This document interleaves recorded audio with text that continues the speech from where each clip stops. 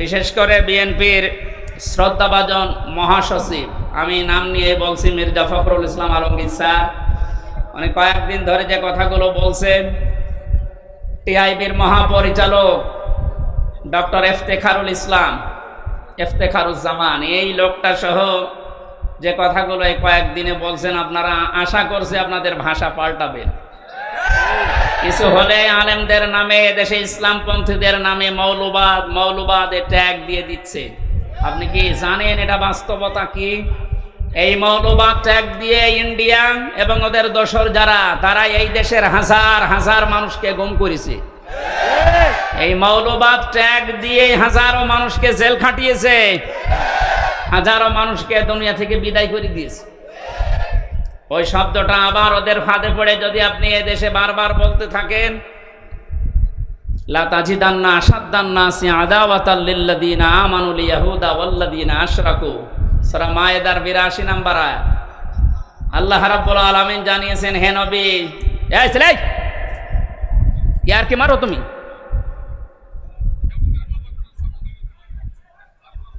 পাগল ছাগল কি করতে আসে এখানে?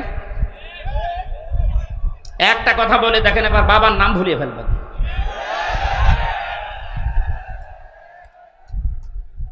হয় এখানে কথা শুনবেন, নাই বাড়ি চলে যাবেন। আপনার দ্বারা যদি ডিস্টার্ব হয় একেবারে শেষ করে ফেলবো।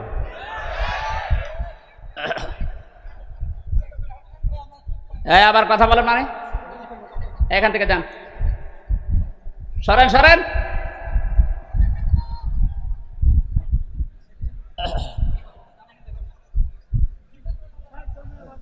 কোরআনে আল্লাহ ১৫০০ বছর আগে ফতোয়া দিচ্ছেন, হে নবী, পৃথিবীতে মুসলমানদের জন্য জঘন্যতম শত্রু হিসাবে দুইটা জাতি কাজ করবে, একটা ইহুদি আর একটা খ্রিস্টান।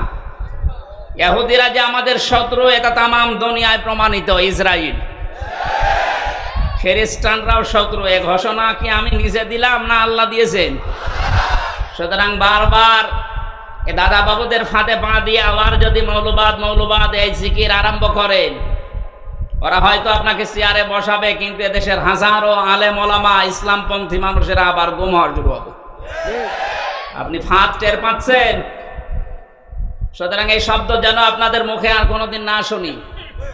যদি এগুলো শুনি তাহলে কিন্তু জালেমদের মতো এদেশে আপনাদের এ জনগণ বিদায় করে দিবে। আপনি কাকে মৌলবাদ বলেন? মৌলবাদ না হলে এদেশে আপনার মা বাবার বিয়ে হতো? আপনি তো জারজ হয়ে আসতেন। কোথায় হাত দিয়েছেন? আশা করছি এই শব্দ যেন এদেশে আর কেউ না বলে। এই ধোয়া তুলে কিন্তু এই 15.5 বছর ওরা এই থালা বাজিয়ে ওরা আমাদের উপর অত্যাচার চালিয়েছে। এটা রেকর্ড হচ্ছে, সারা দেশে কালকে যাবে। সবাই সাবধান, সে যে দল করেন আপনি করেন, কিন্তু এই শব্দটা কোনো ইসলামপন্থী আলেম ওলামাদের নামের আগে যদি আপনি ব্যবহার করেন, সত্যি কিন্তু আপনার খবর আছে। কালকে 151 জন আলেম এদেশে, প্রথিতযশা আলেম যারা, সৈয়দ কামাল উদ্দিন জাফরি সহ, আমার নামও আছে, 151 জন আলেম বিবৃতি দিয়েছে। পত্রিকা আপনারা দেখতে পাচ্ছেন। এই টিআইবির যিনি মহাপরিচালক এখন দায়িত্বে আছেন, এই লোকটাও জালেমদের দোসর ছিল, নয়তো এ কথা বললো কি করে? পাঠ্যপুস্তকে যে সমস্ত উল্টাপাল্টা জিনিসগুলো আপনারা ঢোকাতে চাচ্ছেন, এগুলো পরিবর্তনের জন্য যে কমিটি গঠন হয়েছে, এদের বিরুদ্ধে আলেমরা কথা বলেছিল। আপনি সমকামিতা ঢুকিয়ে দেবেন, যেটা আল্লাহর নিষিদ্ধ কাজ, আর 96% মুসলমানের দেশে আমরা শুধু খাবার খাবো আর মেনে নেব, এরকম পাগল এখন আমরা হইনি। সুতরাং আমি আবার সাবধান বাণী উচ্চারণ করছি এদেশের 18 কোটি মুসলমানের পক্ষ থেকে, মৌলবাদের শব্দটা যেন এদেশে উচ্চারিত না হয়।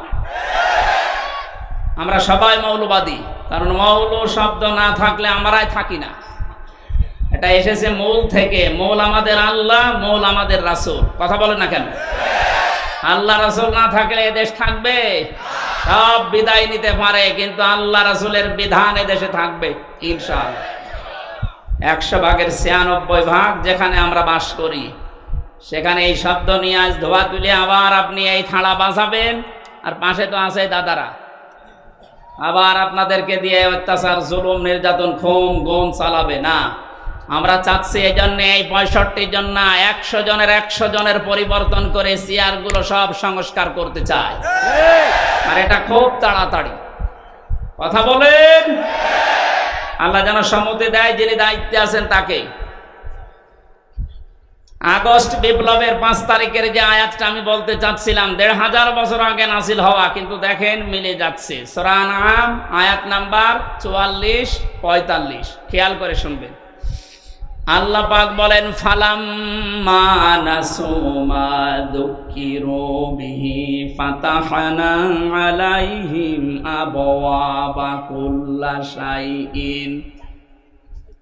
রব্বুল আলামিন বলেন, তাদেরকে আমি আমার নিদর্শনগুলো, আমার বিধিবিধানগুলো, আমার আয়াতগুলো তাদের কাছে গিয়েছিল, তারা পেয়েছিল, কিন্তু তারা ভুলে গিয়েছিল। যখন এই মানুষগুলো আমার আয়াত জানার পর, দেখার পর, বোঝা শোনার পর ভুলে গেল, আমি আল্লাহ তাদের এই ক্ষমতা, তাদের এই শান্তি, তাদের এই পাওয়ার আমি আল্লাহ দিনের পর দিন আরো বাড়িয়ে দিলাম। এর বাস্তবতা দেখেন। 2006 সালে 28 অক্টোবর লাঠি বৈঠা দিয়ে জীবিত মানুষকে রাজপথে পিটিয়ে যারা মেরে ফেলেছে, কিছুদিন পরেই তো তারা ক্ষমতা এসেছিল। কথা বলে না কেন?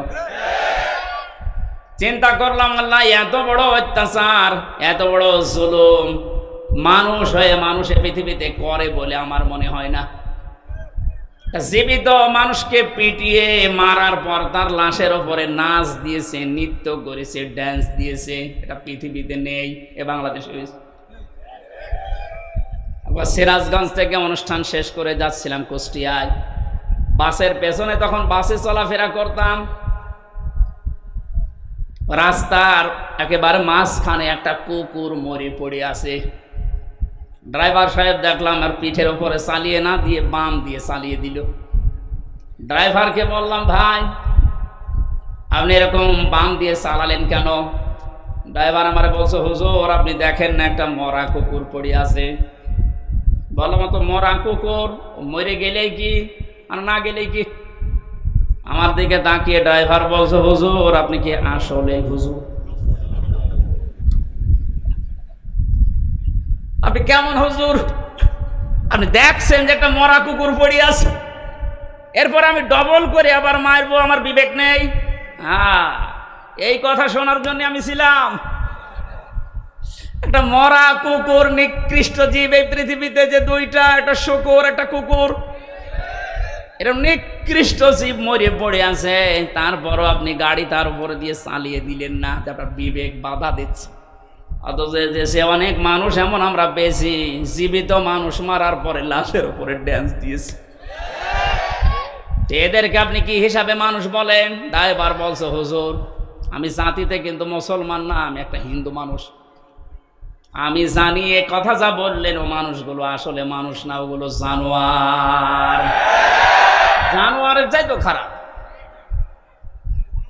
কারণ একটা জানোয়ারের লাশের উপরে ড্যান্স দিয়েছে। আমি পৃথিবীর কোনো বইতে পড়িও নাই, শুনিও নাই, দেখিও নাই। তো বাংলাদেশ এটা মানুষ হয়ে মানুষের উপরে করেছে, আমরা দেখেছি। এত বড় জুলুম, এত বড় নৃশংস কাজ করার পরও দেখলাম আল্লাহ তাদেরকে ক্ষমতায় দিল নাকি? সেভাবেই হোক দিয়েছে। 9 সালে আসার পরে 5 বছর চলে গেল, মনে করলাম আল্লাহ 13 সাল পর্যন্ত মনে হয় ওদের আর যাবে না, শেষ করে দেবে। কিন্তু দেখলাম না, আল্লাহ শেষ করে নাই, আরো 5 বছর টিকে গেল। 18 সাল, কত 18 সালে মনে করলাম না, যা করেছে এতদিন এ আর বাঁচার কথা না, এ শেষ হয়ে যাবে এবার। কিন্তু দেখলাম না, ওরা আবার টিকে গেল। 15 বছর পার হয়েছে কেন জানেন? কোরআনে কারিমের সূরা আলে ইমরানের 178 নম্বর আয়াতে আছে, ওয়ালা ইয়াহসাবান্নাল্লাযীনা কাফারু আন্নামা নুমলি লাহুম খায়রুল লিআনফুসিহিম ইন্নামা নুমলি লাহুম লিয়াজদাদু ইসমা ওয়া লাহুম আযাবুম মুহিন। সূরা আলে ইমরানের আয়াতের তাফসিরে ফি জিলালিল কোরআনে মুফাসসির এভাবে দিয়েছেন। আল্লাহ পাক, আমি ব্যাখ্যাটা করতে গেলে সময় লাগবে, জন্য তাড়াতাড়ি করছি। আল্লাহ পাক বলেন, হে নবী আপনি কি মনে করেন এই জালেম, এই কাফের যারা, অবিশ্বাসী যারা, তাদেরকে আমি আল্লাহ এই যে ক্ষমতা, পাওয়া, টাকা পয়সা, দুনিয়া সব দিয়ে রেখেছি, ওরা মনে করছে আমাদের ভালোর জন্য দিয়েছে, অথচ না, ওদের কল্যাণের জন্যে, ওদের ভালোর জন্য এটা আমি আল্লাহ দেয়নি, আমি দিয়েছি। এই ক্ষমতা নিয়ে, টাকা পয়সা নিয়ে, এই শরীর স্বাস্থ্য নিয়ে, প্রভাব প্রতিপত্তি নিয়ে যেন পাপ করতে করতে ওদের পাপের বোঝা পরিপূর্ণ হয়ে যায়। তাই হয়েছে, পরিপূর্ণ যখন হয়ে গেছে, আলাহুম আযাবুম মুহিন, তখন আমি ওদেরকে অপমানজনক শাস্তি দেওয়ার জন্য আল্লাহ রেডি। আল্লাহ পাক বলেন, মানুষগুলো যখন আমার আয়াতগুলো আস্তে আস্তে বলতে বলতে নিজেকে পর্যন্ত ভুলে গেছে, 15.5 বছরে নিজে কি ও তাও মনে নেই। সব যখন ভোলা শেষ, আল্লাহ পাক বলেন, ফাতাহনা আলাইহিম আবওয়াবা কুল্লি শাইইন, ওই মানুষগুলোর জন্য আনন্দের যে দরজা আছে, একটার পরে একটা আমি আল্লাহ সব বাবের বহু বচন আবওয়াব সবগুলো খুলে দিলাম। ওরা এত আনন্দিত হয়েছে, হাত্তা ইদা ফারিহু বিমা উতু, তাদেরকে যে সুখ সৌন্দর্য, তাদেরকে যা আমি দিয়েছি নিয়ামত হিসাবে, এগুলো পাওয়ার পরে তারা এত বেশি খুশি, এত বেশি খুশি, ওরা আর মনে নেই আল্লাহর বিধান কি ছিল তাদের উপরে, এগুলো সব ভুলে গেছে যারা। আল্লাহ পাক তখন তাদের জন্য আয়াতের মাঝের অংশে বলেন, ফাআখাযনাহুম বাগতাতান ফাইযা হুম মুবলিসুন, অতঃপর আমি আল্লাহ তাদেরকে পাকড়াও করলাম আকস্মিকভাবে তাদেরকে আমি ধরলাম, বাগতাতান, তারা নিরাশ হয়ে পড়েছে। আপনি দেখেন 5 তারিখে দুপুরের পর থেকে ওরা জীবনে কল্পনাও করে নাই যে এভাবে আমাদের পরাজয় হবে। আল্লাহ আয়াতের শেষের দিকে জানিয়েছেন, ফাকতিয়া দাবিরুল কওমিল্লাযিনা যালামু, আমি আল্লাহ নিজে জালেমদের যত শিকড় ছিল সব কেটে সাফ করে দিয়েছি। সুতরাং দেশে জালেমদের আর কোন শিকড় আসতে বলেন নেই। 2-1টা যদি থাকে, ও মুখ বের করলে ধরা খাবে। 2-1টা উকি ঝুঁকি মারছে, আপা বুবু মায়ের কথা শুনে, ওরা তো বুবুকেও মা বলে, মাকেও আপা বলে। ওখান থেকে বারবার একটু সাহস দেয় যে ওদের নাম লিস্ট করে রাখো, আমি আসতেছি, তুমি আসো। বলে আমি চট করে ঢুকে পড়বো, চট করে ঢুকবেন আর ফট করে আয়না ঘরে ঢুকিয়ে দেব। আমরা তো বেশি করছি না, যা করেছেন আমরা তাই করব, কথা বলেন না কেন? এই জন্য জালেমদের এই শিকড় পর্যন্ত 5 তারিখে আল্লাহ তুলে দিয়েছে, না তো দরবেশের মতো মানুষ দাড়ি কেটে নম হয়ে গেছে।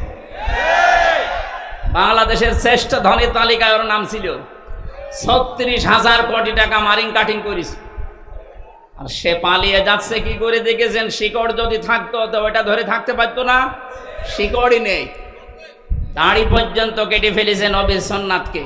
তাহলে বোঝা যাচ্ছে ওদের ওই 72 রাকাত নামাজ, তাহাজ্জুদের নামাজ বলে 72 রাকাত পড়তো। আরে ভাই, তাহাজ্জুদের নামাজ তো 8 রাকাত থেকে 12 রাকাত, তো 72 রাকাত পড়তো মানে ইসলামের নিয়ম নীতি নিয়ে ফাজলামি করা, দাঁত ফেলে দেওয়া দরকার এই বেয়াদবগুলো।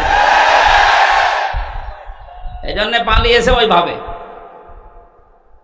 কি ধোকা দিয়েছে মানুষকে দেখেছেন যে আমি 72 রাকাত নামাজ পড়ি তাহাজ্জুদের। শয়তান, তাহাজ্জুদের নামাজ মাত্র 2 রাকাত 2 রাকাত 2 রাকাত 2 রাকাত 8 রাকাত, নাই খুব বেশি হলো 12 রাকাত। তুই 72 রাকাত পড়িস মানে ইসলামের নিয়ম নীতি নিয়ে ফাজলামি করা।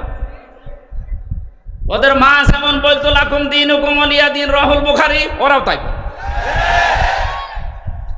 অথচ ওয়ালাউ তাকাব্বালা আলাইনা বা'দাল আকাবিল লা আখাযনা মিনহু বিল ইয়ামিন।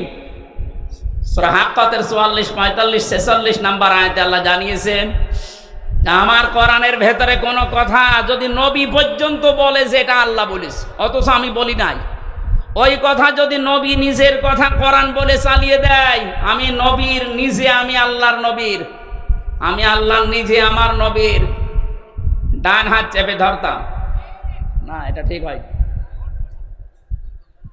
লা আখাজ না, এখানে ফাইল আল্লাহ নিজে। আমাদের সিলেবাস ভক্ত আলেম যারা আমরা আছি এটা ভুল করি অনেকে। আমার মনে হয় এই অনুবাদটা পাল্টানো দরকার। আমি ওইটাই পড়ে আলেম হয়েছিল। আখাজ না মেনহু বিল ইয়ামিন, মেনহু বিল ইয়ামিন, বি মানে দ্বারা, দিয়ে কর্তৃক, ইয়ামিন মানে ডান হাত। আল্লাহ তাআলা বলেন আমি আমার ডান হাত দিয়ে নবীকে ধরতাম, নবীর ডান হাত ধরতাম না। এখানে আপনি শব্দের দিকে খেয়াল করে মিলান, মিলছে না। এই জন্য আলেম যারা আছেন, একটু যারা উপরে আছে বা যারা শিক্ষা ব্যবস্থায় আছে, আয়াতগুলো যেখানে আছে আয়াতের এই শাব্দিক অর্থগুলো, বিশেষ করে বঙ্গ অনুবাদগুলো আমার মনে হয় ঠিক করা দরকার। গিরিশচন্দ্র সেন হিন্দু বেটা তো এমন এমন কিছু দিয়েছিল যেগুলোর কারণে আমরা অনেকেই একটু ভুল করে ফেলি। শব্দের দিকে খেয়াল করে পড়লে অথচ অবশ্যই এটা হবে না। লা আখদ না, এখানে সরাসরি আল্লাহ নিজে বলছেন আমি ধরতাম। কি দিয়ে ধরতাম? বিল ইয়ামিন, ডান হাত দিয়ে। নবীর ডান হাত ধরতাম, আমরা এইটা পড়েছি, অথচ আল্লাহ বলেন আমার ডান হাত দিয়ে আমি ধরতাম নবীকে। কেন ডান হাতের নাম দিলেন? মেনহবি শেমাল দিলেন না কেন? বাম হাতের নাম দিতে পারতেন না? কথা বলছে না কেন? আল্লাহর বাম হাতে একটু শক্তি কম, তাই ওনার বাম হাতে থাপ্পড় খেয়েছে। বাম হাতের নাম না দিয়ে ডান হাতের নাম দিলেন কেন? আমরা সচরাচর যেটা দিয়ে উদাহরণ দিলে বুঝি ভালো, আল্লাহ ওই উদাহরণ কোরআনে সেট করেছেন বেশি। আমরা বাস্তবে দেখি যে আমাদের বাম হাতের চাইতে ডান হাতের শক্তি, ক্ষমতা, পাওয়ার একটু বেশি, নাকি? কথা বলেন। আমরা যেহেতু বুঝবো ভালো ডান হাত দিলে, কারণ এটা ছাড়া এটা পাওয়ার বেশি না। এটা দিয়ে ধরলে যেভাবে শক্ত করে ধরা যায়, এটা দিয়ে ওইভাবে ধরা যাবে? আল্লাহ জন্য নিজের ডান হাত এখানে ব্যবহার করে শক্ত জানিয়েছেন যে আমি আমার ডান হাত দিয়ে নবীকে ধরতাম, তার মানে শক্তভাবে। লাখাজনা মিনহু বিল ইয়ামিন সুম্মা লাকাতানা মিনহুল ওয়াতিন, এবং আমার নবী যেটা দিয়ে কথা বলে কণ্ঠনালী কেটে ফেলে দিতাম।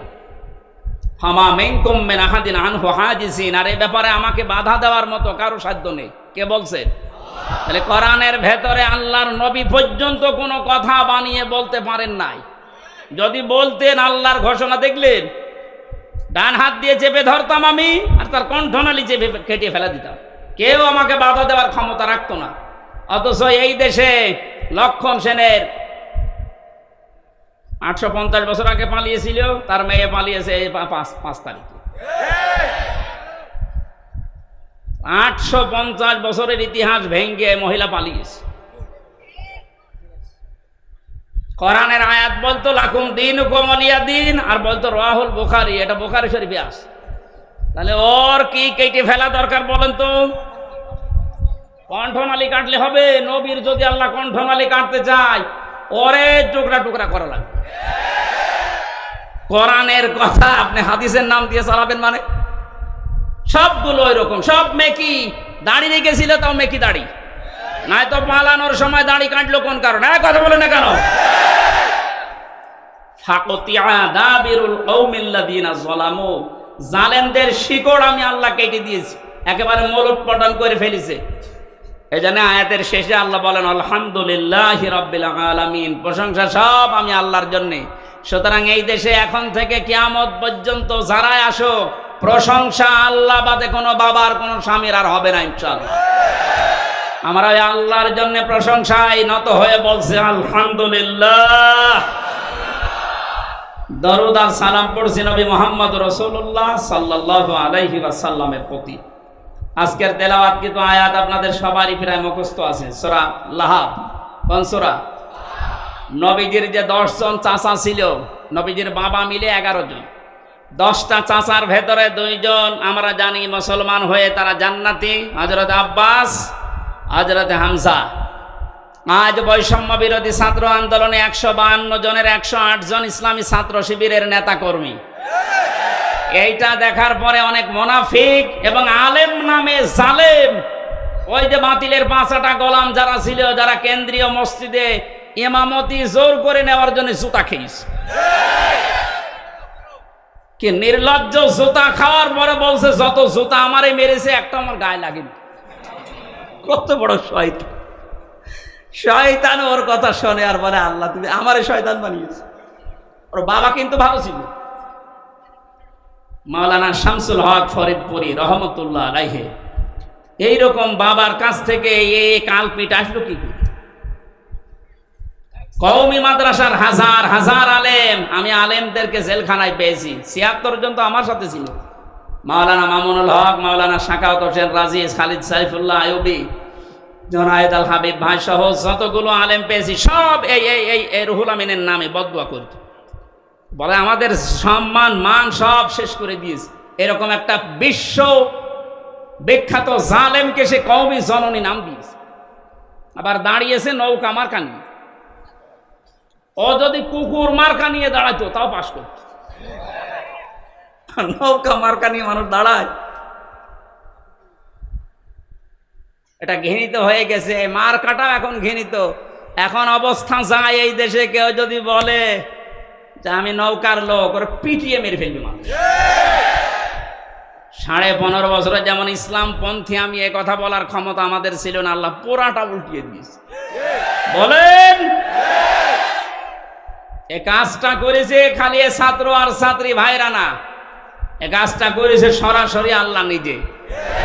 সূরা আনআম 44 নম্বর আয়াত তার প্রমাণ। ফালাম্মা নাসু মা যুক্কিরু বিহি, যখন তারা আমার জিকির, আমার আলোচনা, আমার আয়াতগুলো ভুলে যায়, তখন তাদের শান্তি বৃদ্ধি করে দেয়। এমন বৃদ্ধি করেছিল আল্লাহর কোরআনে পর্যন্ত ভুল ধরত। রিমান্ডে আমি যে অফিসারগুলো পেয়েছিলাম মুসলমান নামে, খুব সুন্দর সুন্দর নাম, আব্দুল মান্নান, আসাদুজ্জামান, শেখ ইমরান হোসেন, জাহিদ হাসান, আতিকুল ইসলাম ভইয়া, নাম সুন্দর না? রিমান্ডে আমারে মাঠের নিচে নিয়ে বলতো আল্লাহর এই জায়গায় ভুল হয়েছে। আল্লাহ তো এমনি ধরেনি, শেষ পর্যন্ত ধরেছে এই কারণে। এখন পরিচয় দেওয়া দূরের কথা, খালি মাঝে মাঝে বলো হুজুর দোয়া করেন। কি দোয়া করবো? আপনি যা করেছেন দোয়া বের হয়, দোয়া চাবেন না, দোয়ার পরিবর্তে কিন্তু বদদোয়া বের হবে। এই জন্য আমার মনে হচ্ছে আগস্টের 5 তারিখে আল্লাহ যেটা করেছে এটা শুধু ছাত্র ছাত্রীরা করে না, আল্লাহ নিজে করেছে। কথা বলেন। আল্লাহর এই নিয়ামতের শুকরিয়া আমরা আদায় করব, দাম দেব এই নিয়ামতের ইনশাআল্লাহ। নিয়ামতের শুকরিয়া আদায়ের মাধ্যম আমি এর আগে বহুবার বলেছি। কয়টা বলেন তো? 3টা। 1 নম্বরে আপনাকে বলতে হবে যেটা নিয়ামত। এই যে বাক স্বাধীনতা আমাদের ছিল না, আমরা যে ফিরে পেলাম, এটা নিয়ামত না? হ্যাঁ, নিয়ামত আমাদের।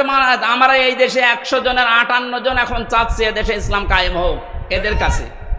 বাকি 28 জন এরা শুধু থালা নেওয়ার ধান্দায় আছে, আমি নাম নিলাম না। আর বাকি 14 জন এখন ওই যে জালেমদের দোসর আছে, ওরা কিন্তু এটা নিয়ামত মনে করে না, ওরা গজব মনে করে। কি হয়ে গেল? আল্লাহ যে ফাইদা হুম মোবিলিজেশন দিয়েছেন। মোবিলিজেশন মানে হতাশ হয়ে যাও, হঠাৎ করে নিরাশ হয়ে পড়লে যে কি হয়ে গেল। আমার তো মনে হয় 1500 বছর আগে করার না, এখন দেখে দেখে আল্লাহ নাজিল করছে। যে কথা বলতেছিলাম, আমরা নিয়ামতের শুকরিয়া আদায়ের প্রথম মাধ্যম আমরা স্বীকার করছি এদেশের 100 জনের অন্তত 58 জন যে হ্যাঁ এ বিষয় আল্লাহর নিয়ামত। এটা কি? 2 নম্বরে আমাদের অন্তরের ভেতরে একটা শান্তি লাগবে, এটা আমাদের লাগে। এই লাগে না? এই বিজয় পাওয়ার পরে এখনো শান্তি পাচ্ছেন না কারা? হাত তোলেন তো। যাক আলহামদুলিল্লাহ, নিয়ামত যে এটা আমরা বুঝতে পারছি। 3 নাম্বার কি? 3 নাম্বার হচ্ছে যে উদ্দেশ্যে আল্লাহ এই নিয়ামত দিয়েছেন, এই নিয়ামতকে ওই জায়গা মতো পৌঁছিয়ে দেওয়া। বাক স্বাধীনতা ছিল না, আল্লাহর বিধান প্রকাশ্যে আমরা মানতে পারতাম না। বলেন হ্যাঁ, নামাজ পড়তাম। কিসের নামাজ পড়তেন আপনি? 10 জন মানুষ নামাজের পরে যেটা করেন, একটু বসেন ভাই, কথা বলবেন না, কথা বলেন, বন্ধ করেন। 10 জন মানুষ নামাজে যেটা পড়ে, নামাজের ওই পঠিত বিষয় যদি নামাজের পরে 10 জন মিলে একটু আলোচনা করতো, বলতো গোপন পরামর্শ করছে। এই কথা বলেন, এই অবস্থা ছিল না? এখন আছে ওইটা? 10 জন না 10,000 মানুষ নিয়ে নামাজে যা পড়েছেন ওইটা ব্যাখ্যা করেন, কেউ কিছু বলবে না, আরো যারা বাধা দেয় তারা এসে বসে পড়বে। এই যে এই বাস্তবতাটা আমরা তৈরি করতে চাই। ডক্টর মোহাম্মদ ইউনূস গত পরশুদিন ঘোষণা দিয়েছেন ইসলাম অনুযায়ী দেশ চলবে। আলহামদুলিল্লাহ, আমরা চাই তার এই কথাটা যেন ঠিক থাকে। ক্ষমতায় যে আসে আসুক, না আসে না আসুক, ওটা দেখার দরকার নেই। আমরা চাই ইসলাম দিয়ে দেশ চলবে। কারণ 53 বছর বহু খেল দেখেছি, এই খেলা আমরা আর দেখতে চাই না। দেখতে চাই এ দেশ আল্লাহর কালাম দিয়ে চলছে। কথা বলেন, কারা চান মনে প্রাণে এই নিয়ামতকে দেখি? লিল্লাহে তাকবীর।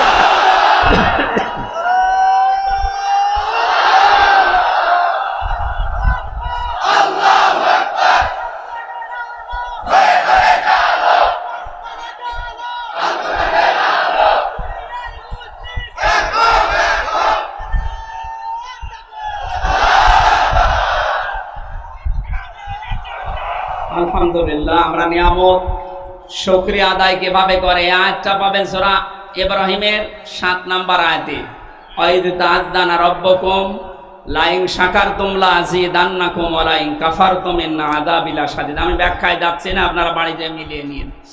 সূরা লাহাব পড়েছি। নবীজির দুইজন চাচার ভেতরে একজন হযরতে আব্বাস আর একজন হযরত হামজা রাদিয়াল্লাহু তাআলা আনহুমা। এই দুইজন জান্নাতি, এতে আমাদের সন্দেহ আছে? সাহাবায়ে কেরাম প্রত্যেকই আল্লাহর জান্নাতি, সন্দেহ আছে আমাদের? না, প্রত্যেকটা সাহাবী জান্নাতি। এই যে যার নাম বললাম নবীর চাচা আব্বাস, উনি অনেক আগে মুসলমান হয়েছিলেন কিন্তু প্রকাশ করেননি। আজ এই সমন্বয়কদের 108 জনের, সব 152 জনের 108 জন শিবিরের, এজন্য অনেক জালেম নামে আলেম, আলেম নামে জালেম। আর যারা মুনাফিক, আমি নাম নিলাম না, এরা এখন উচ্চবাচ্য করছে, বিশেষ করে কিছু রাম আর বামরা পরিচয় গোপন করে তারা এই কাজ করলো, এরা মুনাফিক। আরে শয়তান!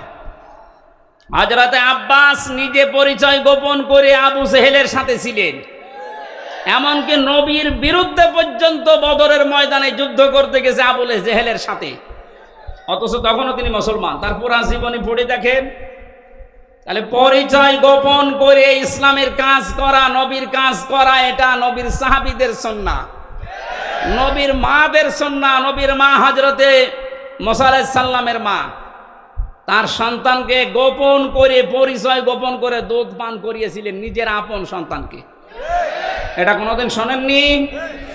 হযরতে ইব্রাহিমকে নিজের মা পরিচয় গোপন করে লালন পালন করেছিলেন। এক কথা বলে না কেন? এরকম একটা দুইটা না, হাজার হাজার ঘটনা ইতিহাসে আছে। সুতরাং ইসলামী ছাত্র শিবিরের যে ভাইরা, সাদিক কায়েম ভাই সহ যারা, এসএম ফরাদ সহ যারা পরিচয় গোপন করে জালেমদের সাথে মিশে ওদের গোড়া কেটে দিয়েছে, এদের সংবর্ধনা দেওয়া দরকার। আর এরা এখন ফতোয়াবাজি করছে, হ্যাঁ পরিচয় গোপন করলো এরা মুনাফিক। আরে শয়তান! মুনাফিক হওয়ার যে লক্ষণগুলো কোনটা পেয়েছিস ওর ভেতরে?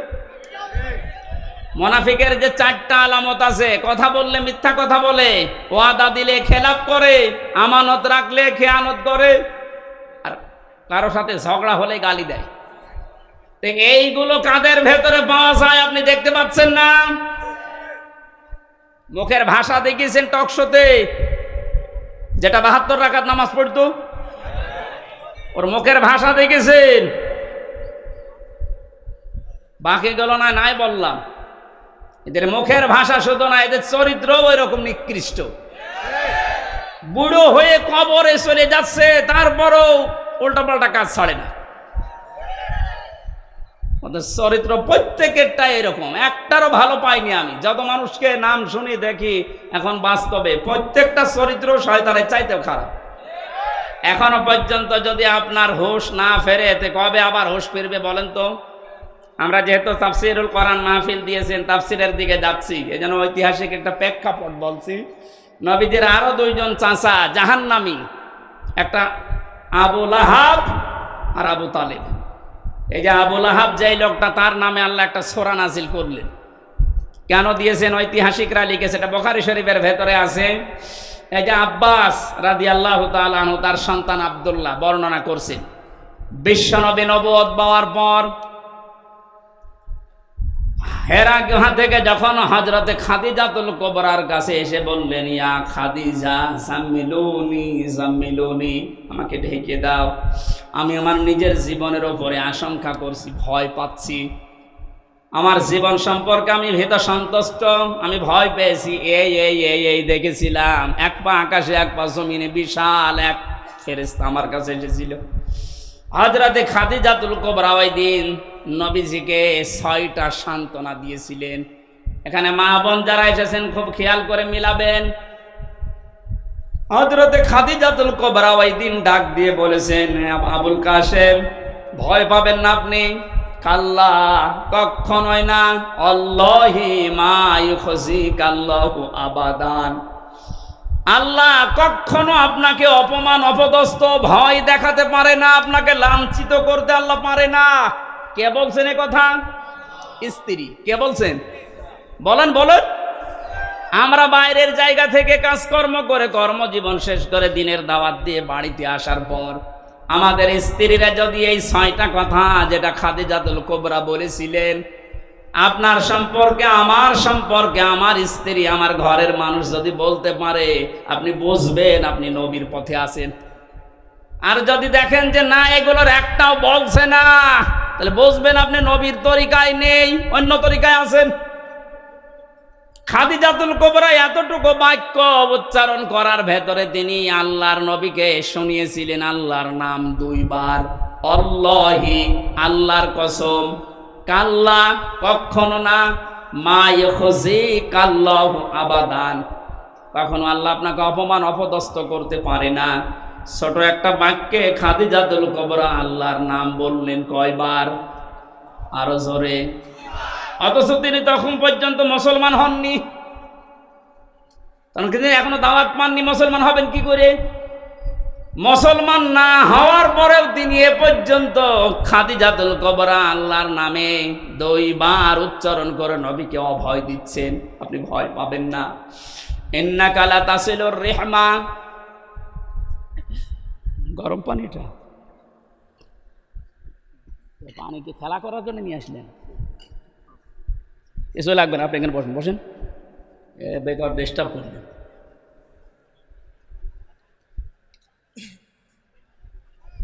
হ্যাঁ, এদিকে আছে আপনাদের মনোযোগ। হযরতে খাদিজা বলেছিলেন, হে নবী, হে আমার স্বামী, ইন্নাকা লা তাসিলুর রিহমা, আপনি রেহেমের সম্পর্কগুলো ঠিক রাখেন। তার মানে এই যে আত্মীয়তার সম্পর্কগুলো আপনি ঠিক রাখেন, এটা এত বড় গুরুত্বপূর্ণ একটা বিষয়। আজকে আমরা বাংলাদেশে অনেকের ভেতরে এই আচরণটা পাচ্ছি না। ধর্ম বাবা পাঠিয়েছে রাজশাহীতে, বছরে 3 বার করে যায় সেখানে, অথচ নিজের আপন বোন গরিব, সেখানে বছরে 1 বারও যায় না। আর এটা যায় না তার কারণ আছে, অন্যতম বাধা হচ্ছে এই লোকটার স্ত্রী। এই কথা বলছে না কেন? এমন অনেক বউ আছে নিজের ননদকে, নিজের দেবরেরকে যদি স্বামী সাহায্য করে তাহলে তার মন পাওয়া যায় না। অথচ ধর্ম আত্মীয় পাঠিয়েছে সে শিবগঞ্জে, সেখানে আপনি 5 বার বউ নিয়ে যান, ও আনন্দে আছে, ও খুশি আছে। সম্মানিত মা বোন যারা এসেছেন, আপনি কি মনে করেন শুধু নামাজ পড়া, রোজা করা আর কালো বোরকা পরা ইবাদত না? আপনি যদি মনে করেন যে আপনার স্বামীর হায়াত আরো বেড়ে যাক, বেশি দিন আমার স্বামী দুনিয়ায় বেঁচে থাক, আমার স্বামীর মান সম্মান, টাকা পয়সা, ইজ্জত আবরু আরো বেড়ে যাক, নবীজি বলেন ওই স্ত্রীর উচিত সে যেন তার স্বামীকে বারবার তাকিদ দেয়, তুমি যাই করো অন্তত এর রেহেমের সম্পর্কগুলো ঠিক রাখো। আত্মীয়তার সম্পর্ক যেগুলো আছে রক্তের, এইগুলো তুমি ঠিক রাখো। এরকম বউ আছে কার ঘরে বলেন তো, হাত তোলেন। ঠিক আছে, আলহামদুলিল্লাহ, তাও তো 3-4 জন আছে। আমি হাসির জন্য বলি নাই, হাজার হাজার মানুষের ভেতরে মাত্র 3-4 জন, বাকিগুলোর অবস্থা কোন জায়গায় আছে এখন বলেন? খুব ঝামেলায় আছি আমরা নাকি? সম্মানিত মা বোনেরা, এটা যে ইবাদত আপনি অনেকে জানেই না। আপনার স্বামীর সাথে যার যার রক্তের সম্পর্ক আছে, তার বোন, তার ভাই, তার চাচা, ফুফু, তার মা বাবা, এগুলোর সাথে যেন সম্পর্ক ঠিক রাখে, আপনি তাকিদ দেবেন, এর মতো জবাব হবে। আর যদি এগুলো কাট করার জন্য চেষ্টা চালান, আপনার নামাজ রোজাও কাট হয়ে যাবে। কথা বলেন। নবীজির স্ত্রী বলছে আপনি ভয় পাবেন না, কারণ যারা রক্তের সম্পর্ক ঠিক রাখে তাদেরকে কেউ ভয় দেখাতে পারে না। আর আমরা ভয় পাই কারণ আমাদের রক্তের সম্পর্কগুলো ঠিক নেই। 2 নম্বরে স্ত্রী বলছেন তাহমেলুল কাল্লা, হে আমার স্বামী, কখনো আপনাকে আল্লাহ অপমান করতে পারে না, আপনাকে অপদস্থ করতে পারে না, কারণ আপনি মানুষের বোঝা বহন করেন। বাস্তবতার দিকে তাকান, এই হাদিসের এদিকে তাকান। হে আবুল কাসেম, হে আমার কাসেমের পিতা, হে আমার স্বামী, আপনাকে আল্লাহ ভয় দেখাবে না, কারণ আপনি মানুষের বোঝা বহন করেন। কারণ এই পৃথিবীতে মানুষের বোঝা যারা বহন করে তাদেরকে আল্লাহ ভয় দেখান না। অথচ বাস্তবে দেখলাম কি, এই 15.5 বছরে কত বোঝা আমাদের মাথার উপরে চাপিয়ে দিয়ে উনি পালিয়েছে। আমাদের মাথার উপরে 1 লক্ষ টাকার ঋণের বোঝা। গত 8 দিন আগে আমার একটা মেয়ে হয়েছে, হাফসা জান্নাত, ওর মাথার উপরে এখন 1 লাখ টাকা ঋণ। আমি বানিয়ে বলছি? সব বসে আছে, জিজ্ঞাসা করেন। কত মানুষকে আপনি পা হারা, চোখ হারা, হাত হারা করে এই যে বোঝা, পরিবারের বোঝা বানিয়ে দিয়ে পালিয়ে গেলেন। হাজার হাজার কোটি টাকা নিজের মেয়ের নামে, ছেলের নামে, নিজের নামে, বোনের নামে, আত্মীয় স্বজনের নামে, শুধু দলের নামে পাচার করে করে এ বোঝা এ দেশের উপরে আপনি রেখে গেলেন। এ মহিলাকে আমার মনে হয় আপনি বলা ঠিক হবে না। কোনো খারাপ শব্দ থাকলে একটু বলেন তো দেখি, কারণ তো সম্মানিত মানুষ না। সম্মানিত মানুষকে আপনি বলা যায়? কত রকমের বোঝা আমাদের মাথার উপরে, যে হাজারো কষ্টের বোঝা, দুঃখের বোঝা, ঋণের বোঝা, হাজার হাজার বোঝা মাথার উপরে চাপিয়ে উনি পালিয়ে উনিকে আরামে আছে। আপনি নবীর আদর্শে মানেন নাই। নবীর আদর্শ হচ্ছে পৃথিবীতে মানুষের বোঝা বহন করা, হালকা করে দেওয়া, আর আপনি আরো বোঝা দিয়ে গেলেন। আপনি নবীর উম্মত না। কি বলতে চাইলাম আপনি না বুঝলেও এরা বুঝেছে। সুতরাং যারা মানুষের বোঝা আরো ভারী করে দেন, হালকা না করে বোঝা আরো ভারী করেন, আরো বেশি করে দেন বোঝা।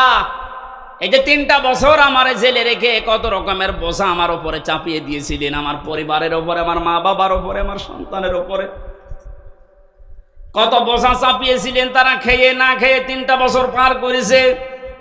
কি কারণে? কোনো কারণ নেই, এমনি। কি কারণে বলেন তো? এমনি না, কোনো কারণ নেই। কয়েকদিন আগে আমার মামলা খারিজ হয়ে গেছে সব, বিচারপতি কর্তৃক, আদালত কর্তৃক এটা প্রমাণিত যে আমার কোনো দোষ পাইনি, আমি নির্দোষ। সুতরাং নির্দোষ মানুষকে আপনি 3টা বছর জেলে রেখে যে বোঝা দিলেন, এখন তো আপনি আরামে আছেন। আমিও চাই আমার মতো 3 বছর আপনি জেলে থাকেন। আর ব্যারিস্টার আরমানকে গুম করেছিলেন, তার জন্য 8 বছর। 8 আর 3 কত হয়? আমান আজমিকে 8 বছর, কত হয়? 19 বছর আগে থাকবেন মাটির নিচে, এরপরে আপনি চট করে ঢুকে পড়বেন। হাজারো মানুষের মাথার উপরে দুঃখের বোঝা, কষ্টের বোঝা, ঋণের বোঝা সব চাপিয়ে উনি এখন আরামে আছেন। নবীর উম্মত। কিসের উম্মত? 14 বার হজ করলেও পট্টি মাথায় দিয়ে তসবিহ হাতে নিয়ে, এটা নবীর উম্মতের বাইরে। নবীর উম্মতের বাইরে যারা, ওটা হয় কাফের না অন্য কিছু। একটা কথা যদি কেউ ভুল প্রমাণ করতে পারে বলেন এ পর্যন্ত। নবীর উম্মত আপনি কোনটা দিয়ে বলবেন? নবীর কাজ ছিল মানুষের বোঝা হালকা করে দেওয়া, আর ওদের কাজে 15.5 বছরে হাজারো মানুষের পরিবারে শুধু বোঝাই দিয়ে গেছে। একটা মানুষকে জেলে দেওয়া মানে তার পুরা পরিবারটা বোঝা বহন করা। সে নিজেরা খেতে পারে না, জেলখানায় টাকা পাঠানো লাগে 10,000 20,000 করে। তাও 2 দিন 5 দিন 10 দিন পরে ছেড়ে দিলে তো হয়। 3 বছর 5 বছর 10 বছর আপনি কত রকমের বোঝা দিয়ে গেলেন। এই যে 2880 জন এখন হাসপাতালে বেডে কাতরাচ্ছে, এই মানুষগুলোর কারো পা নেই, হাত নেই, ঠ্যাং নেই, কারো অন্ডকোষ উঠে গেছে। এগুলো এই বোঝা এখন বহন করবে কে? যারা শহীদ হয়েছে 1077 জন, সেগুলো তো বাদ দিলাম, তার তো গেছে। যেগুলোকে এই যে বোঝা এখন পরিবারের জন্য, এগুলো কে টানবে বলেন তো? আপনি নবীর উম্মত দাবি করেন, নবীর কাজ ছিল বোঝা আরো হালকা করে দেওয়া, বোঝা বহন করা। আর আপনি বোঝাগুলো সব দিয়ে, ঋণের বোঝা দিয়ে গেছে, কোটি কোটি টাকা পাচার করে এখন এই দেশের প্রত্যেকটা মানুষের উপরে 1 লক্ষ টাকা করে ঋণ। মাথা পিছু।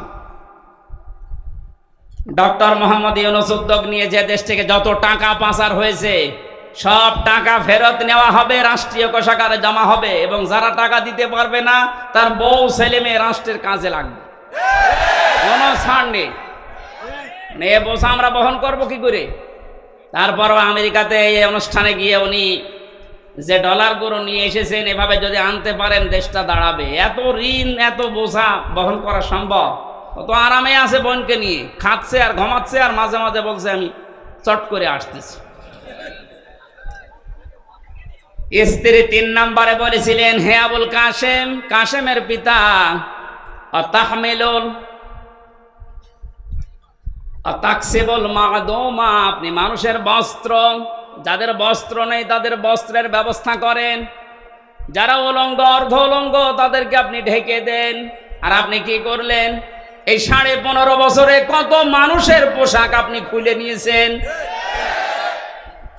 পোশাক মানে শুধু এই পোশাক না, হাজার হাজার আলেমদের চরিত্রের উপরে কলঙ্ক দিয়ে তাদের পোশাক খুলে নিয়েছে। এ মাওলানা মামুনুল হককে জেনার তহমত দিয়ে তার নিজের স্ত্রী, আমি 3 বছর লোকটার সাথে ছিলাম, আপনার চাইতে আল্লাহর ভয় তার ভেতরে কম নেই যে সে জেনা করবে। আপনার নিজের সারা জীবন একটু মিলান তো, জেনায় ভরপুর। আপনার হাতের জেনা, মুখের জেনা, চোখের জেনা, বাকি জেনার নাম নাই বললাম। আর আলেমদের ওপরে এটা চাপিয়ে তার পোশাক খুলে নিয়ে মানুষের কাছে প্রমাণ করতে চেয়েছে যে চরিত্র ভালো না। কোরআনের পাখি বিশ্বনন্দিত মুফাসসিরকেও তারা তার নাম দিয়েছে যে ধর্ষক। শয়তানে বিশ্বাস করবে? রিমান্ডে আমারে ওরা আল্লামা সাইদি এবং আর একটা মহিলার কণ্ঠ এক জায়গায় করে শোনাতো, দেখেন আপনার হুজুররা কি চরিত্র খারাপ। ওরে শয়তান, নিজেদের চরিত্র ওরা আলেমদের উপরে চাপিয়ে। এই যে ছোট হুজুর যেটা ছিল রফিকুল ইসলাম মাদানী, ওরা পুরা উলঙ্গ করে হাতের ঝিলে, ওর হাতের উপরে একটা দিয়েছে সিগারেট, আর আবার ধরলঙ্গ একটা মেয়ে লোক নিয়ে ছবি তুলে বলেছে এটা ছেড়ে দেবো। দেখেন কত চরিত্র ওদের কোন জায়গায় পৌঁছেছে। আল্লাহর নবী আরো মানুষের পোশাক পরিয়ে দিত, আর এরা পোশাক খুলে নিচ্ছে। হাজার হাজার মানুষের চরিত্রের পোশাক, গায়ের পোশাক পর্যন্ত খুলে খুলে এই 15.5 বছর আনন্দ করিস। এরা নবীর উম্মত না, কারণ এটা নবীর আদর্শ না। কথা বলেন। আপনি মেহমানদারি করেন, অতিথি পরায়ণ। আজ তাকান সারা দেশের দিকে, নবীর এই আদর্শগুলো যারা ধারণ করে তাদের হাতে আমরা দেশটা দিতে চাই। জামাতের কেন্দ্রীয় আমির ডাক্তার শফিকুর রহমান নিজের পরিবার ওই রকম না, তারপরও এই শহীদদের পরিবারে 2 লক্ষ করে টাকা পৌঁছিয়ে দিচ্ছে সারা দেশে। যার পোশাক নেই তাকে ঢেকে দেওয়ার জন্য চেষ্টা চালাচ্ছে। যারা অঙ্গহানি তার বাড়িতে গিয়ে হাসপাতালে যে খোঁজ নিচ্ছে, এ মানুষগুলোর চরিত্র তো রসুলের সাথে মিলে যাচ্ছে। কথা বলেন।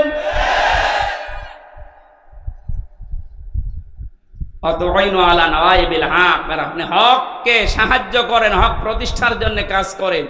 নবীজির স্ত্রী যা যা বলেছিল নবীর পক্ষে, আমরা এখন বাস্তবে দেশে বাংলাদেশ জামাত ইসলামী, ইসলামী ছাত্র শিবিরের ভেতরে দেখতে পাচ্ছি। আপনি যাই বলেন, মন খারাপ করেন আর খুশি হন, এইটাই বাস্তব। তাহলে হাদিস বাদ দিয়ে দেন। এগুলো মিলে যাচ্ছে, খাপের খাপ মমতাজের বাপ। আমরা করবো কি মিলে গেলে? আপনার সাথে তো মিলছে না। হ্যাঁ, আপনি নিয়ে আসেন আপনার সাথে কি মিলছে, আমি দেখাচ্ছি। সূরা লাহাব আপনার সাথে মিলবে, বলবো। সুতরাং নবীর হাদিসের সাথে যাদের জীবন চরিত্র মিলে যাচ্ছে তাদেরকে একটু দিয়ে দেখা যায় না যে কেমন চলে দেশটা। 53 বছর তো দেখেছি। ডাক্তার শফিকুর রহমান ঘোষণা দিয়েছে 15 বছর লাগবে না, মাত্র 10 বছর আমাদের হাতে দেন, চাঁদাবাজ এ নাম বাংলাদেশে থাকবে না। একটু বিশ্বাস হয় না আপনাদের? একটু দিয়ে দেখেন না কেন? কত মানুষের নাম তো শুনলাম আমরা, কেউ পারে নাই, আরো চাঁদাবাজি করেছে। 5 তারিখের বিকাল আসতে দেরি, আগস্টের অনেকে চাঁদাবাজিতে লেগে পড়েছিল, এখনো হাতে থালা পায়নি। তাই যদি অবস্থা হয়, থালা পেলেও তো বড় চাঁদাবাজ হবে। সুতরাং আমরা চাই এমন মানুষকে দিতে যিনি ঘোষণা অলরেডি দিয়ে দিয়েছে, যদি ইসলাম এদেশে ক্ষমতায় আসে আমাদেরকে যদি আপনারা দেন, আমরা জাতির শাসক হব না, খাদেম হব। চাঁদাবাজ না, ভিক্ষা করে খাবেন, চাঁদাবাজি করবেন না, ঘোষণা দিয়েছেন উনি কালকে। কথা বলে না কেন? একটাবার একটু দেওয়া যায় না? আমরা দিতে চাই। আমি সাধারণ মানুষ হিসাবে আহ্বান জানাচ্ছি, এবার আমরা দিতে চাই। কথা বলেন। যে জরিপটা শোনালাম, 100 জনের 14 জন জালেমদের অনুসারী, এখনো 100 জনের 28 জন ওই থালা থালা, আর 100 জনের 58 জন এখন চাচ্ছে ইসলাম কায়েম হোক। এটা মাত্র এই 1.5 মাসের ব্যবধানে। আরেকদিন কিছুদিন যেতে দেন, 100 জনের 100 জনই চাইবে এদেশে ইসলাম কায়েম হোক। আমরা ওইটা দেখতে আছি। হ্যাঁ, অতি উৎসাহী হয়ে অতি ইসলাম পালন করবেন, এই মনোভাব নিয়ে কোনো জঙ্গিবাদ, সন্ত্রাসবাদ এরকম কোনো কাজ যেন করবেন না এই দাদাদের পাল্লায় পড়ে।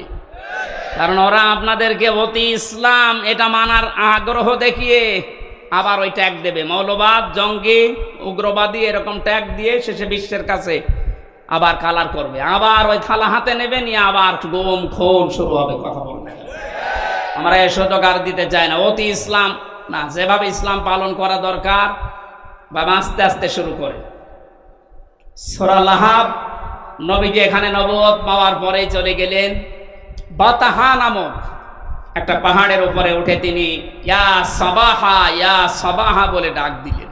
তিনি একটা লাল কাপড় উড়িয়ে দিয়েছিলেন। এটা ছিল ওই জামানার এই স্যাটেলাইট।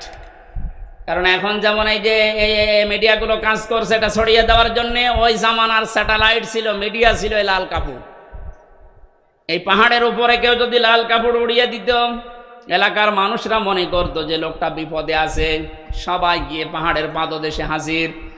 বিশ্ব নবী তখন ডাক দিয়ে বললেন, হে আমার জাতির লোকেরা, আমি যদি বলি এই পাহাড়ের পাদদেশে একদল সৈন্য আছে, তোমাদেরকে আক্রমণ করবে তারা, তোমরা কি বিশ্বাস করো আমার কথা?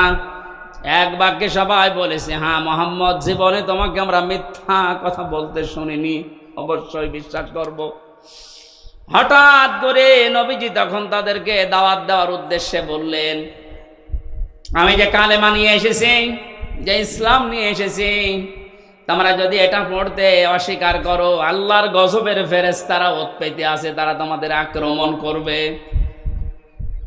সঙ্গে সঙ্গে তারা পনেই চাচা আবু লাহাব ছিল একটু পেছনে, নিজে মাটির উপর থেকে একটা পাথর তুলে নিয়ে আল্লাহর নবীর দিকে নিক্ষেপ করেছে আর বলেছে, তাব্বালাকা লিহাদা জামাতানা ইয়া মুহাম্মদ, হে মুহাম্মদ তুই ধ্বংস হয়ে যা, এই জন্যে আমাদেরকে তুই একত্রিত করলি। জোরে বলেন নাউজুবিল্লাহ। আল্লাহ রাব্বুল আলামিন সহ্য না করে সঙ্গে সঙ্গে তার নামে আয়াত নাজিল করেছেন, তাব্বাত ইয়াদা আবি লাহাবিন ওয়া তাব। আয়াতের প্রথম অংশে আল্লাহ ধ্বংস কামনা করলেন তার, আর দ্বিতীয় অংশে তার পরিচয় তুলে ধরলেন। এবার আসেন মূল শিক্ষায়। কালকে ঐতিহাসিক সরোয়ার্দী উদ্যান ঢাকাতে আমি এই পয়েন্টের উপরে আলোচনা করেছিলাম, নবীজির সাথে দুনিয়ায় যারাই বিয়াদবি করে আল্লাহ তাদেরকেই ধ্বংস করে দেয়। আজ ফ্রান্স থেকে শুরু করে বাংলাদেশে অনেকে নবীজিকে নিয়ে কটূক্তি করছে। স্পষ্ট ভাষায় বলতে চাই, এদেশে কিন্তু নবীর উম্মত 96%। নামাজ কালাম আমরা কম পড়তে পারি, নবীর উম্মত এ ব্যাপারে আমাদের কোনো সন্দেহ বলেন? আপনি বুঝে করেন আর না করেন, নবীকে নিয়ে যদি কোনো কটূক্তি হয়, 15 বছর তো বাবাকে নিয়ে কিছু করলে তাই খবর ছিল। নবীকে আপনি গালিগালাজ করেন, অসুবিধা নেই, কিন্তু দিন পাল্টিয়ে গেছে।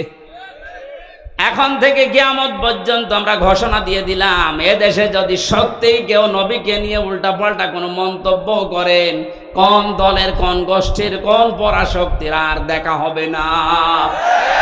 দাঁত ভাঙা জবাব দেওয়া হবে ইনশাআল্লাহ। আল্লাহ নিজে বরদোয়া দিলেন, তাব্বাত ইয়াদা, আবু লাহাবের 2 হাত ধ্বংস হয়ে যাক। প্রশ্ন আসতে পারে, ও পাথর মেরেছিল কয় হাত দিয়ে? তাহলে এই হাতও ধ্বংস করে দিলেন মানে? আপনি যদি এই মোবাইলটা এখান থেকে এখন ছুড়ে মারেন, আমার এই হাত নড়েনি? আর কথা বলেন না কেন? পাথরটা যখন এইভাবে নিক্ষেপ করেছিল, এই হাত নড়াচড়া করে সাহায্য করেছিল। আল্লাহ জন্য ইয়াদান নিয়েছিল, শব্দটা ইয়াদানি এজাফতের কারণে ওটা পড়ে গেছে। আল্লাহ দ্বিবচন দিলেন, এই জন্য ইয়াদুন না দিয়ে ইয়াদা একালিপ টান আছে। তাব্বাতি ইয়াদা আবি লাহাবি ওয়া তাব। আল্লাহ বলেন আবু লাহাবের দুই হাতই ধ্বংস হয়ে যাক, এবং সে ধ্বংস হয়েছে। জবাব হচ্ছে এই, যেহেতু এই হাত নড়াচড়া দিয়েছে, আজ বাংলাদেশে পাঠ্য পুস্তকে যে কমিটি বানানো হয়েছে, এখানে মুসলমানদের আলেম এদেশে কম আছে। 5 জন আলেমকে নিতে পারেন না, এক কথা বলে না কেন? নাস্তিক মোরতাদদের দায়িত্ব দিয়ে ওরা সমকামিতা ঢোকাতে আছে। পুরুষে পুরুষে নাকি বিয়ে করবে, মহিলা মহিলায় বিয়ে করবে। আল্লাহর পুরা সিস্টেম পাল্টিয়ে ফেলছে। কোন জাতি, কোন সৃষ্টি যদি তার নিজের আকৃতি পাল্টিয়ে ফেলে, তাকে মেরে ফেললেও কোনো গুনাহ নেই। এটা আমি বানিয়ে বললাম, সূরা নেসার ভেতরে আছে। কোন সৃষ্টি যদি তার নিজের আকৃতি পাল্টিয়ে ফেলে, এই জন্যই তো নবীজি আয়াতের ব্যাখ্যায় আছে, বিশ্ব নবী জানিয়েছেন, কোন মহিলা যদি পুরুষের সাজসজ্জ গ্রহণ করে, তার উপরে 24 ঘন্টা আল্লাহর লানত। কোন মহিলা, কোন নারী যদি নিজের আকৃতি পাল্টিয়ে পুরুষের বেশ ধরে, কোন পুরুষ যদি নিজের আকৃতি পাল্টিয়ে মহিলার বেশ ধরে, আর সিনেমা নভেল নাটক যারা বানাচ্ছেন, নারীর বেশ পুরুষে ধরছে, পুরুষের বেশ নারী ধরছেন, ধরেন, আমরা নিষেধ করছেন। আপনার জাহান্নামে যেতে চান, আরো দরকার পাশায় লাফতি দিয়ে দেব, কোনো অসুবিধা নেই। কিন্তু সাবধান, আজ এ সমস্ত নভেল নাটক এই বানিয়ে অনেক রসুলের দাড়ি লাগিয়েছে, রসুলের টুপি মাথায় দিয়েছে, জোব্বা গায়ে দিয়ে প্রেম প্রীতি এগুলো দেখাচ্ছে। আমরা এটা সামনে আর মেনে নেব না। বিশ্ব নবীর আদর্শ দিয়ে কলঙ্কিত করে সিনেমা বানাবেন, এটা দেশের মুসলমানেরা অনেকে বোঝে না, তাই কিছু বলে না। বুঝে যদি ফেলে, আপনার কিন্তু খবর হয়ে যাবে। সুতরাং আগামীতে এরকম সিনেমা আমরা বন্ধ করতে চাই, এরকম নভেল নাটক থিয়েটার আমরা বন্ধ করতে চাই, যেখানে রসুলের দাড়ি, তার টুপি, তার জোব্বাকে অপমান করা হচ্ছে। এগুলো দিয়ে একটা বেপরদা মহিলার সাথে প্রেম প্রীতি করবে, আর ওগুলো দেখাবে মানুষকে। এটা যেহেতু বিভিন্ন ভাষায় ড্রাবিং হবে, সারা পৃথিবীতে যাবে, মানুষ বুঝবে যে মুসলমানদের নবীর চরিত্র মনে হয় এরকম ছিল। নবীর চরিত্র কি এরকম ছিল? বিশ্বনবী মসজিদে নামাজ পড়তে যাওয়ার সময় একটা বেপরদা মহিলা সামনে পড়েছিল, সঙ্গে সঙ্গে নিজের দৃষ্টিকে নিম্নগামী কমে বাড়িতে আসলেন, হযরতে হাফসাকে ডাক দিলেন।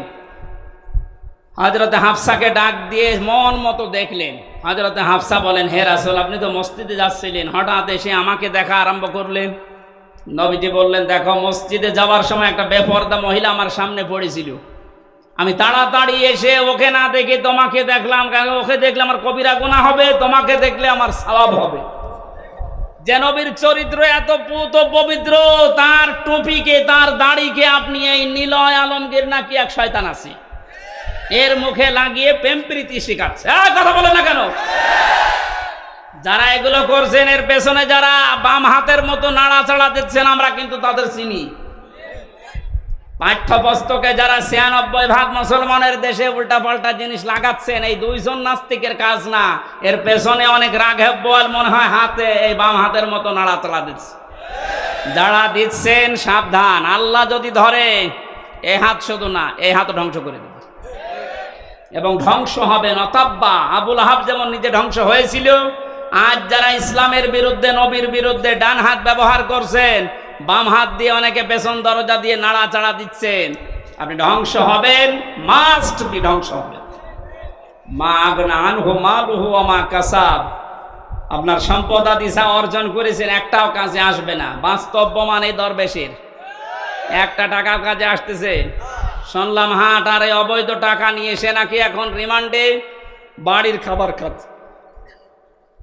বাড়ির খাবার, আমাদেরকে মাখানো খাবার এনে দিতেন, আর এত বড় দেশের শত্রু, ৩৬,০০০ কোটি টাকা যার কেলেঙ্কারি, তারে বাড়ির খাবার খাওয়ানো হচ্ছে। মানে দেশের মানুষ এখনো জানে না। যদি জানে যে অফিসে তার এরকম জামাই আদর করা হচ্ছে, অফিস কিন্তু উড়িয়ে যাবে। কথা বলেন, জালেমদের কোনো ক্ষমা নেই। যাদের মেকি দাড়ি ছিল, দাড়ি কেটেছে, দাড়ি কাটা মানে রসুলের গলায় ছুরি লাগানো। এই শয়তান বলে মাঝে মাঝে হজে যায়। কিসের হজে যায়? আমি যাই কয়বার হজে গেছি, শুনলাম এখানে আসবে দরবেশ। কোন তারা?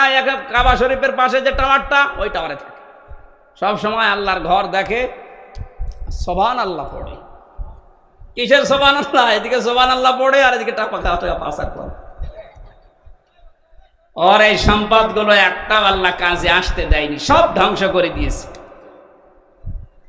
সায়াসলা নারান যাতা লাহাব, অতি শীঘ্রই আমার আল্লাহ তাদেরকে বলতে, এই যে আবু লাহাব, যার এর নাম ছিল আব্দুল উজ্জা, এত বড় এত সুন্দর ছিল তার চেহারা, আগুনের লেলিহান শিখা যেটা ওই যে উপর দিয়ে জহব্বার মতো বের হয়ে যায়, ওই রকম চেহারা ছিল তার।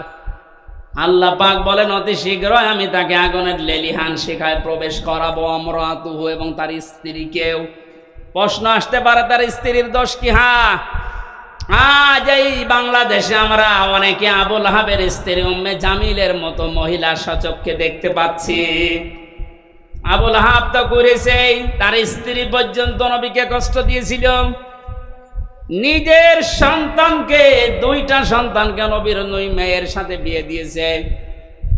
আল্লাহর নবীর মেয়ে হযরত উম্মে কুলসুম এবং রুকাইয়া, এই দুইটা মেয়েকে বিয়ে দিয়েছিল ওতবার ওতাইবার সাথে। এই দুইটা ছেলের সাথে বিয়ে দিয়ে নবীজি যখন দিনের প্রচার আরম্ভ করলেন, এই সূরা লাহাব যখন নাজিল হচ্ছিল, তখন এই মহিলা নিজে তার ছেলে দুইটাকে ডাক দিয়ে বলেছে, দেখো মুহাম্মদ আমাদের নামে কবিতা বানিয়েছে, গালিগালাজ করে। জোরে বলেন নাউজুবিল্লাহ। কোরআনের আয়াতগুলো কি কবিতা? আরো জোরে বলেন। নিজের ছেলেকে ডাক দিয়ে বলছে, এই মুহূর্তে মুহাম্মদের দুইটা মেয়ে তার মুখের উপরে তালাক দিয়ে ফেলে দিয়াই। এমনিতেই নবীজি অসহায়, গরিব মানুষ, নিজের সংসারে ওই সময় চলে না। যারা মেয়ের বাবা আছেন একটু ভাবেন তো, দিনের কাজ করতে গিয়ে আপনার দুইটা মেয়েকে যদি জামাই সঙ্গে সঙ্গে তালাক দিয়ে বাড়িতে দিয়ে যায়, একটা বাবার জন্য পরিস্থিতি সামাল দেওয়া কত কঠিন বলেন। আল্লাহর নবী ওই দিন এত বেশি কন্দন করেছিলেন, ছেলে দুইটা তার মায়ের কথা শুনে তার স্বামীকে দিয়ে এই কাজ করিয়ে দুইটা মেয়েকে তালাক দিয়ে নবীজির বাড়িতে ফেলে দিয়ে আসলেন। নবীজি ডাক দিয়ে বললেন, আল্লাহ পাক তুমি দুইটা কুকুর পাঠাও এই দুইজন মানুষের জন্য। এত বড় কঠিন অবস্থায় আমার দুইটা মেয়েকেও আমার পরিবারে দিয়ে গেল তালাক দিয়ে। আল্লাহর নবীর এই কথা শোনার পর ওরা বাড়িতে গিয়েছে। এই উম্মে জামিল আবু লাহাবের স্ত্রী ডাক দিয়ে বলে, সন্তানেরা যা করেছো মারহাবা তোমাদের।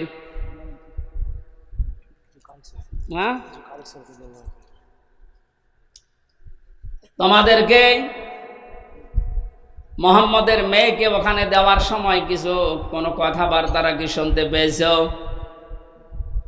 আবু লাহাবের দুই সন্তান উতবা আর উতাইবা ডাক দিয়ে বলে, আম্মা আবু লাহাব, আমার বাবার কথা মতো আপনার কথা মতো আমরা দুইটা বোনকেই তালাক দিয়ে এসেছি। মুহাম্মদ কান্নাকাটি করছিল আর আসার সময় বলেছে আমাদেরকে নাকি দুইটা কুকুরে খাবে, বাঘে খাবে। আবু লাহাবের স্ত্রী উম্মে জামিল ডাক দিয়ে বলছে, সন্তান এতক্ষণ যা বলছিলে শুনছিলাম ভালোই লাগছিল, এখন যেটা বললে এটা তো কেমন লাগে? কারণ ও ছেলে যা বলে তাই হয়ে যায়। তোমাদেরকে খুব সাবধানে রাখা লাগবে। ইয়ামেন থেকে একটা মানুষের কাছে গাছ বেঁধে নিজের, এটা তাফসিরে হাক্কানির ভেতরে পেয়েছি, ইয়ামেন দেশ থেকে একজন অগ্নি পূজকের কাছ থেকে গাছ বেঁধে নিয়ে নিজের সন্তানের হাতে আর মাজায় লাগিয়ে দিয়েছে। এই যে আজ যারা মহিলারা তাবিজ কবজ করে ওর উপরে বিশ্বাস করে, তাবিজ ব্যবহার করা শিরিক। হাদিসে স্পষ্ট নিষেধ, তাবিজ ব্যবহার করা যাবে না। কেউ যদি ঝাড় ফুঁক করতে চান, সূরা নাস, ফালাক আর সূরা ফাতিহা পড়ে আপনি ফু দিতে পারেন, এতটুকুই যথেষ্ট। এটা নবীজি সাহাবীরা করতেন। তাবিজ কবজ লাগিয়ে বিশ্বাস করা লাগবে এটা আমাকে বাঁচাবে, এই বিশ্বাস আবু লাহাবের স্ত্রীর। ও বলেছিল, মুহাম্মদ যেহেতু এই বরদোয়া দিয়েছে যে বাঘে খাবে তোদেরকে, সুতরাং এ কথা হয়েও যেতে পারে বাঘে যেন না খায়, এই হিসাবে আমি বাবার কাছ থেকে এই যে গাছ পড়া নিয়ে এসেছি। মাজায় আর হাতে বেঁধে দিলেন, ডাক দিয়ে বললেন খুব সাবধানে থাকা লাগবে। আবু লাহাব দুইটা সন্তানকে নিয়ে গেছে ব্যবসা করতে সিরিয়ায়। প্রতিমধ্যে ওই দেশে প্রবেশ করার পরে লোকজন ডাক দিয়ে বলছে, দুইটা কি? বলে আমার ছেলে। যে দেশে এমনিতেই বাঘের উৎপাত বেশি, আর আপনি ছেলে নিয়ে এসেছেন, তাড়াতাড়ি দেশে পাঠান। এ বয়সে ছেলের আমরা খুব নিরাপদে রাখি, খুব খুব সতর্কতার সহিত রাখি। এ বয়সের ছেলেদের ডাক দিয়ে বলছে, ঠিক আছে, এখন তো নিয়ে যাওয়া সম্ভব না, আজকের রাতটা যাক। মাছা বানিয়েছে উপরে, ছেলেদেরকে উপর তালায় দিয়েছে, আর নিচে ও পাহারা দিচ্ছে বসে বসে মানুষকে দিয়ে, নিজেও। ঠিক নবীজির এই বরদোয়া রাতের বেলা আল্লাহ পাক দুইটা বাঘ পাঠিয়ে দিয়েছেন। প্রথমে এসে আবু লাহাবের এবং ওর যে পাহারাদার ছিল তাদের মুখ শুকেছে, দেখে না। এক লাফে উপরে গিয়ে দেখে দুইটা ছেলে ঘুমিয়ে আছে। বুক চিরে রক্ত পান করে যখন বেরিয়ে যাচ্ছে, আবু লাহাব তখন তাকিয়ে দেখছে যে যা, সব শেষ। নবীজি যা বলেছিলেন যে দুইটা বাঘ আল্লাহ পাঠাও তোমার পক্ষ থেকে, দুইটা কুকুর পাঠাও, ঠিক আল্লাহ তাই পাঠিয়ে ধ্বংস করে দিয়েছে। ১৫০০ বছর হয়ে গেল, এখন আর আবু লাহাব নেই, আবু লাহাবের স্ত্রী নেই, কিন্তু তার পেতাত্তারা আছে, তার আত্মীয় স্বজন আছে। নবীর আদর্শ যারা মেনে চলে, নবীর উত্তরাধিকারা যারা, নবীর ওয়ারিস যারা, নায়েবে রাসূল যারা, তাদেরকে আপনি যা করছেন, এদের বরদোয়া কোনো কাজে লাগবে না বলে কি মনে হয় আপনার? কোরআনের পাখি যা যা বলেছিল জীবনে, আমরা তো দেখছি সব একটা একটা করে মিলে যাচ্ছে। উনি বলেছিলেন জালেমদেরকে, দেশে ইঁদুরের গর্ত তোমরা পাবে না, ঠিক পাচ্ছে না? ইঁদুরের গর্তে জায়গা আছে ওদের। বলেছিলেন যে এই দেশে নাড়া দেওয়া হবে, দিল্লি মামুগা বাড়ি গিয়ে পড়বা, একেবারে তাই পড়িস। ৩ নাম্বার, ওনার একটা স্বপ্নের কথা মাঝে মাঝে বলতেন, এই দেশে জালেমদের নাকের উপরে কোরআনের পতাকা পতপত করে উড়বে। এই স্বপ্ন বাস্তবায়ন হবে ইনশাআল্লাহ। আবু লাহাব বাড়িতে আসলেন, প্লেগ রোগ দেখা দিল তার শরীরে। আল্লাহ রাব্বুল আলামিন এত কঠিন ভয়ঙ্কর রোগ তাকে দিয়েছিল, তার কাছে যে যায় তার এই রোগ হয়। শেষ পর্যন্ত ধুকে ধুকে মারা যায়, পড়েছিল, পচে গলে দুর্গন্ধ বের হচ্ছিল। আশপাশের লোক এসে তার আত্মীয় স্বজন যারা আছে তাদেরকে ডাক দিয়ে বলছে, আপনারা কি মানুষ?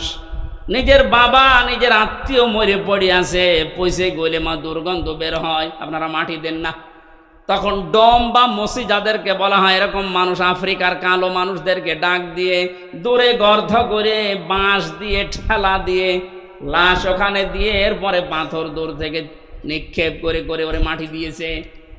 আল্লাহ রাব্বুল আলামিন এটাই জানাতে চেয়েছেন, আমি ওকে এমন কঠিন ভয়ঙ্কর শাস্তির ভেতরে ফেলেছিলাম, নবীর বিরুদ্ধে, নবীর ওয়ারিসদের বিরুদ্ধে কিয়ামত পর্যন্ত যারা অবস্থান নেবে জমিনে, আমার আল্লাহ তাদেরকে ঠিক এইরকম অপমান করে বিদায় দেবে। হাম্মালাতাল হাতাব ফি জিদিহা হাবলুম মিন মাসাদ, এই মহিলার নামে আল্লাহ এই 2টা আয়াত নাযিল করলেন।